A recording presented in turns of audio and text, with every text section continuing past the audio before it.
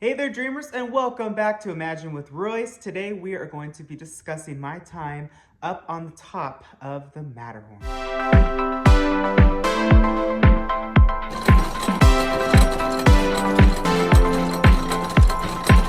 All right, so for those that do not know, the upper portion of the Matterhorn Bobsleds is hollow. The bottom portion is, of course, where the coaster is.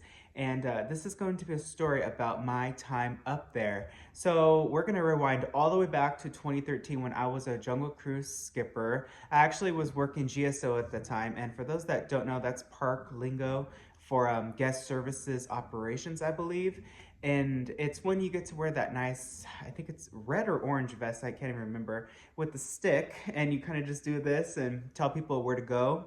That's a very rough position to work, but that's another video.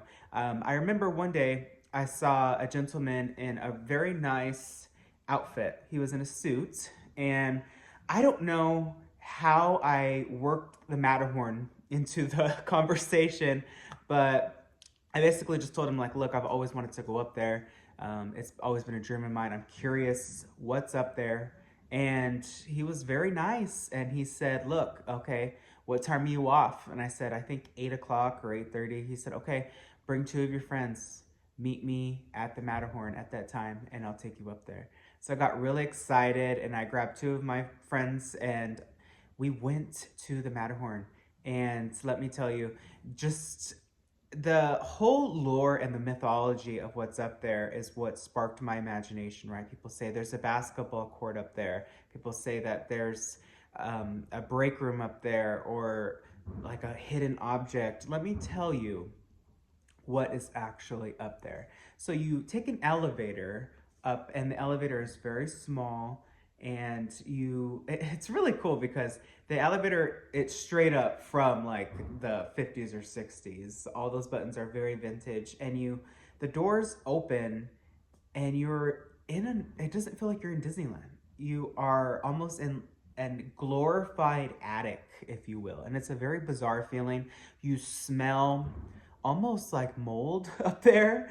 But what's really neat is immediately what you see is a half court of a basketball hoop, right? And apparently in the 60s, 70s, probably even 80s, they used to allow cast members up there on their breaks to play basketball, I'm sure just hang out.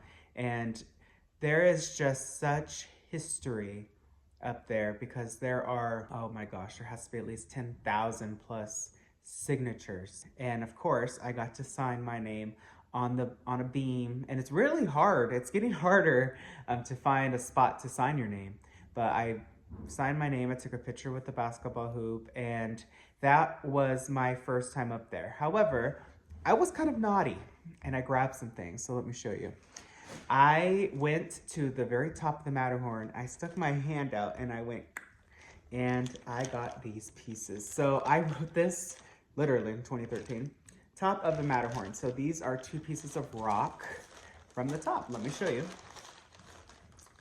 Here is one piece, and it's really cool because it's painted on this side. I don't know if it'll focus.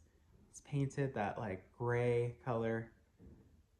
And my other piece came from another side, and it's a little bit lighter. So these are actually from the Matterhorn. And what's even better is we got to see the Yeti. And I have some Yeti hair here. Yep, I got some actual authentic Matterhorn Yeti hair or fur. And it's really cool because later on when I worked in audio animatronics, I got to work on the Yeti himself, which was such an honor and a privilege. But yeah, this is some hair that I found. And then another piece I have is this. So you're gonna be like, well, what is that? That looks awful weird. It looks like some sort of like saran paper. So for those that don't know how rock work is made, basically it's a wood frame, and then there's wire, like a mesh, and then they pour concrete, really thick, almost clay-like concrete over it. Dries, and then there's your mountain. Well, before the chicken wire was applied, they have to put a layer of this sort of material so that it just doesn't, the cement doesn't like seep through the chicken wire and just fall. So it's been there for, gosh, I don't know, 50, 60 years now. So it's been very dried and it's gotten crispy with all the years, and it kind of was just falling off. So I grabbed some of that mesh and yeah, here it is. It's really cool. I have no idea what it is exactly, what type of material, but you can see like mold on it. That's how old and how long it's been up there. I called it the Matterhorn cloth of 2013. So those are precious relics that I'll never get rid of. What else is up there? So there is also a humongous motor. There's 2 motors that are, I'm not kidding you, probably the size of like a smart car. They're huge, and they go all the way up to the very top of the Matterhorn. So what's up there? So for those that do not know, or that do, Tinkerbell flies from the top of the Matterhorn all the way down to like basically Frontierland. There's another facade tower tree that, you know, she goes back and forth on. Well, her wires go up, and there's 2 wires because one is in charge of back and forth and the other one is in charge of up and down. When she turns, that is the talent of Tink, that, you know, how she rotates back and forth. And those wires were extreme. They were really thick, and it was just a really cool like sled-like mechanism that, you know, moves her back and forth that we got to see. And then there's Tinkerbell's dressing room. So for those that don't want any spoilers, stop here and go watch another video. But for those that do want to know, so Tinkerbell, it was really cool. She has like this head that she wears, and I got to work in character head, so I was very familiar with it. This head was unlike any other I'd ever seen. It was very bizarre looking. It's not a character that you would want to meet. So luckily she's a face character. And then she has these really large, like fluorescent glass mirror-like wings that I know are designed to flicker. And then her wand was up there as well. I did not see her dress, but it was just like a magical experience, even as a cast member, which if you work there long enough, it becomes kind of dull and it wears off, but that just reinstated and just breathed new life into me as a cast member to see that. Later on, Rewind was fun, but now let's go to the future. I got to go up there many times with my mentor. We used to actually race through the Matterhorn, so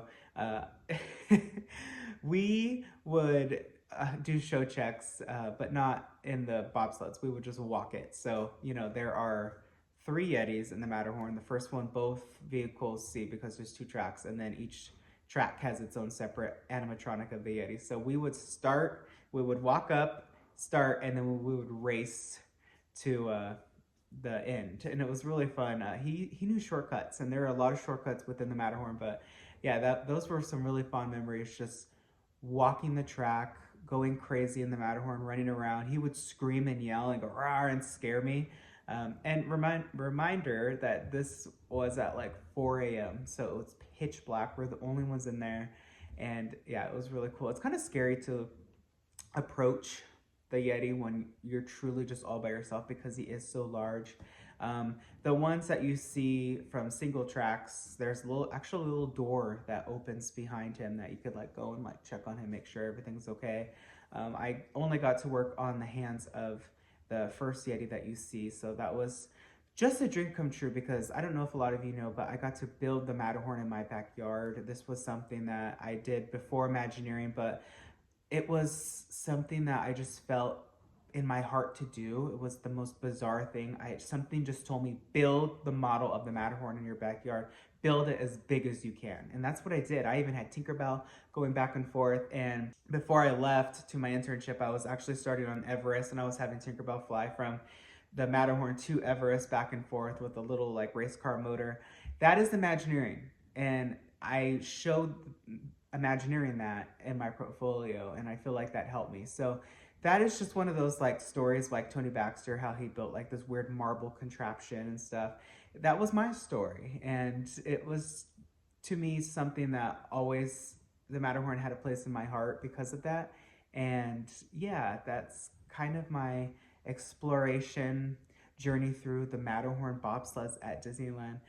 It's a great attraction. I hope that it's never rethemed. I hope that it just stays what it is. I do know that the actual mountain itself is sinking, unfortunately. And you can tell because it's always closed, right? Because different components of it are chipping or falling away. The foundation itself is not really designed, I guess, at that point to sustain that much weight for that long or something like that, I was told. So I did see a model backstage, and I heard that it's going to have to be completely taken down and rebuilt one day. I don't know when that day is. I hope that never happens because that'd be really sad. But if they have to, maybe they can take it down and build it bigger and better than ever. How about that? But yeah, that's the Matterhorn Bobsleds. It's a great attraction. It hurts the back, I understand, but it's just one of those memories that I'll always have and that I'll cherish forever. And now you all know what's up there. A lot of signatures. There's a basketball hoop.